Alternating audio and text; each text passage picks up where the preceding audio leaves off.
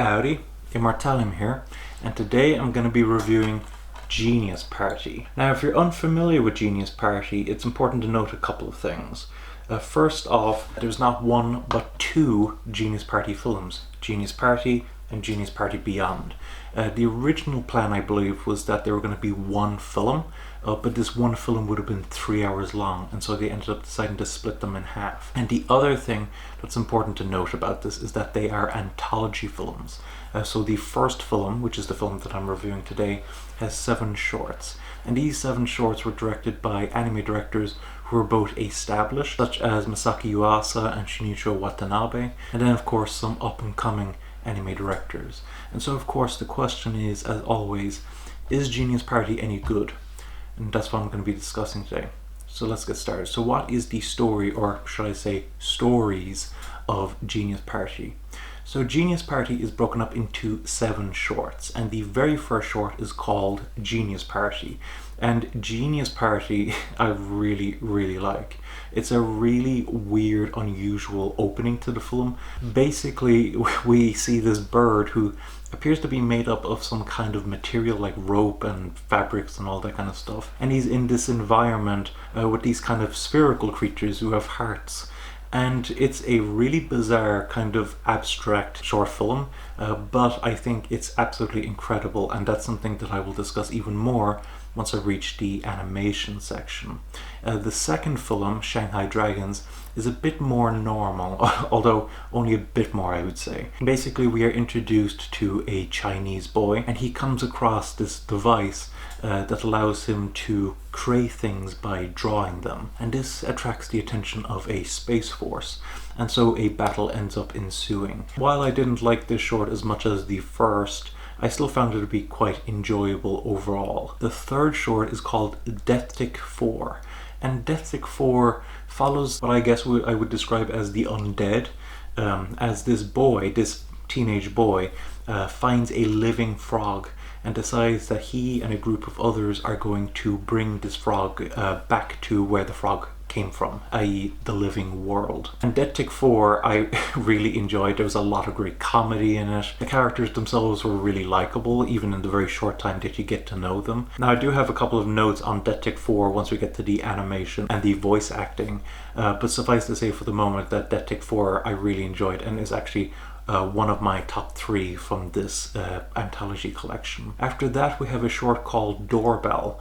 And Doorbell is a very interesting one in that we are introduced to a teenage boy who is having a problem, a very unusual problem, in that when he shows up to his home, to friends' houses, etc., there is another version of him already there, and the people at the house cannot see him. And it's certainly a very interesting story, even though the conclusion isn't quite as definitive as some people might like.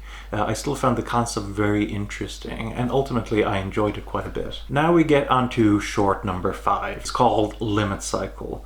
And Limit Cycle follows this man as he reminisces about existence and God and everything. And I'm going to be completely honest and say that this is the one short from the collection that I did not enjoy. I found the story itself to be a bit all over the place. It didn't seem that there was any specifics that the director or writers wanted us to know. It just seemed to be discussing philosophy for philosophy's sake. And ultimately, after a while, I just grew bored with the short. And I think that's a great shame, because I do think that there was some potential in the short. But what was ultimately made, I did not enjoy, and I consider it to be the worst short in this film. Next we get to Happy Machine, which is the 6th short. And Happy Machine is really enjoyable in a kind of more abstract way. Basically, we're introduced to this baby. This baby realizes that the world that he's used to is not real, that the actual world is a lot more strange and bizarre, and he has to go explore it. And it is a very bizarre short, but it's incredibly creative. There's some amazing scenes and shots, and I really actually like the ending to the short a lot. So yeah, I really enjoyed Happy Machine, and I think it was a very good palate cleanser from the previous short, which I did not enjoy. And finally, the last short in Genius Party is called Baby Blue. And Baby Blue is about a boy and a girl who decide to skip class. I believe they use the term cutting class, and to go to the beach, and kind of their adventure as they go along to the beach. And while it's ultimately a very enjoyable story, I do think that it felt, to me at least, a lot less experimental than many of these other shorts. There's only kind of one aspect of the story that I would consider to be kind of weird or bizarre. Beyond that, it feels pretty standard, and ultimately, while I did enjoy it, I do wish that had pushed itself a bit more to be a bit more kind of weird, a bit more experimental. But ultimately, with the exception of short number 5, I really enjoyed these shorts. I thought they had some very good stories, even if many of them were quite abstract. Now for the bit that I really want to talk about, and that is the animation. Now the animation for this film was done by Studio 4 Degrees Celsius. And Studio 4 Degrees Celsius is a company that I kind of associate with kind of experimentation when it comes to animation techniques, animation styles, animation technology, etc, etc. And they're probably one of the few anime studios where whenever I go into one of their films or shows or OVAs or any of them, I don't really know what to expect when it comes to the actual animation and artwork. And Genius Party is a very good showcase for that. If we take a look at these shorts, I think they have some incredibly inventive visuals. If we look at Genius Party and Det Tick 4, you can see a lot of use of CGI, but I think this CGI is so stylish looking that I absolutely love how this animation was implemented. Beyond that, the animation is more hand-drawn for the other shorts, with the exception, and I do want to bring some attention to this, there is some pretty bad CGI at the beginning of the second short, but beyond that, the animation for these shorts are actually very, very well done. Short number 2 has a lot of incredibly interesting visuals, a lot of great fluid action, etc, etc, and I think besides that opening bad CGI, I think it's a very well animated short. Short number 4 is a bit more standard looking when it comes to the anime aesthetic, but it's still a very well animated short with some very distinct visual designs, some surprisingly fluid animation. Short number 5 is a bit bizarre when it comes to its animation aesthetic, in the sense that a lot of the kind of main visuals are very static, but there tends to be a lot of action surrounding this kind of static image, and actually kind of reminded me a lot of cyberpunk media, at least when it comes to like visual media like TV, film, video games, etc, etc. And while I wasn't keen on the story of the 5th short, at the very least I did get some value out of its visuals. Short number 6, it's important to note here, I think, that it's directed by Masaki Yuasa, and the visual style for it very much lines up with a lot of his other animation, which is to say that it's surprisingly fluid. It has this very charming visual aesthetic, and overall I think the animation is really, really creative, well animated, etc, etc. And for the 7th short, now the 7th short was directed by Shinichiro Watanabe, and I would say out of all of these shorts, this is the one that looks the kind of most standard of anime aesthetic. And while that isn't necessarily a bad thing, again, I would have liked him to have kind of pushed visual designs a bit more, but besides that, it is very nicely animated. I think it's well done overall, the one flaw of course being the fact that it's in an experimental anime film collection. Now with regards to the music, I have to say that a lot of the music in these shorts are very, very well done. I particularly really liked the music in the very first short. There was just something about the music that really, really drew me in, and I thought it added so much to that particular short.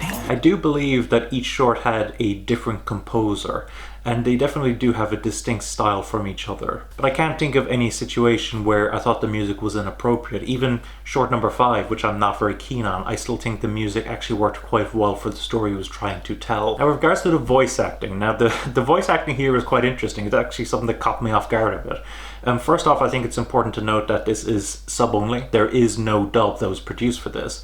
But even so, I hesitate to call it a Japanese dub, considering the fact that at least 2 of these shorts predominantly don't speak Japanese. So there are a good few shorts where there isn't any dialogue at all. But in the case of short number 2, there was a surprising amount of Chinese language being spoken. I'm not entirely sure whether it's Mandarin or not, or maybe some other Chinese language. Besides a bit of Japanese that's spoken in that short, it's actually predominantly that Chinese language, which is something that quite surprised me. And then Det Tick 4, which is the 3rd short. I was listening to the language and I was thinking to myself, that doesn't sound like Japanese. It sounds more like a Scandinavian language, but I can't tell which one.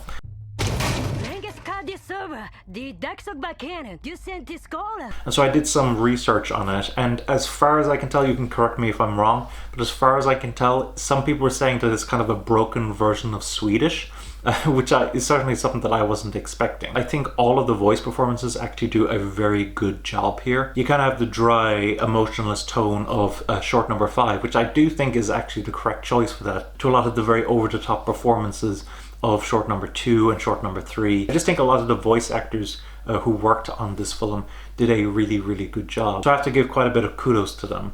Now, it is entirely possible that that broken Swedish section might be legitimately bad in terms of Swedish, but to my non-Swedish speaking ears, I think they did a pretty good job. Now, in terms of how it's presented, now, the version I have here was released by Anime Limited. And in terms of a release, it's relatively basic, although in one way it is pretty good. So basically all you get are the Genius Party films. There's no extras. As I said, there's no other languages. There's only the subtitling. It's a very, very basic release. But on the other hand, they did a good job with audio, they did a good job with visuals, and of course, you get both films in this, Genius Party and Genius Party Beyond. So while I do wish that there were some extras, in particular, an extra that I think would work very well for a collection like this would be a short interview with each director. But unfortunately, that isn't what we get. We just get a relatively basic release, but at the very least, the films are presented very nicely. So in conclusion, what are my thoughts on Genius Party? With the exception of short number 5, which I do definitely believe is the worst short in this film, I quite enjoyed these shorts, in particular a couple of them, mainly short number 1, short number 3, and short number 6. But regardless, most of the shorts in this collection are really creative visually, give a delightfully bizarre atmosphere to their storytelling, which I found very appealing. And I think if you're more interested in unusual experimental anime, I think you'll be very interested in Genius Party. I think you'll have a good time. So that was my review of Genius Party. What did you think of Genius Party? Have you seen Genius Party before? If you have, did you like it? Did you dislike it? What were some of your favorite shorts, and what were some of your least favorite shorts? And of course, if you have any other information about Genius Party, about Studio 4 Degrees Celsius, about any of these anime directors, please leave them in the comments below. And of course, if you want to support the channel, I would encourage you to use my Amazon and Right Stuff affiliate links in the description below. When you purchase an anime or manga through those affiliate links, not only supporting me, not only supporting the channel, but you're also supporting the anime and manga industry. So I'd highly encourage you to purchase your anime and manga through those affiliate links. Thanks for watching. Don't forget to comment, rate, subscribe, and bye bye.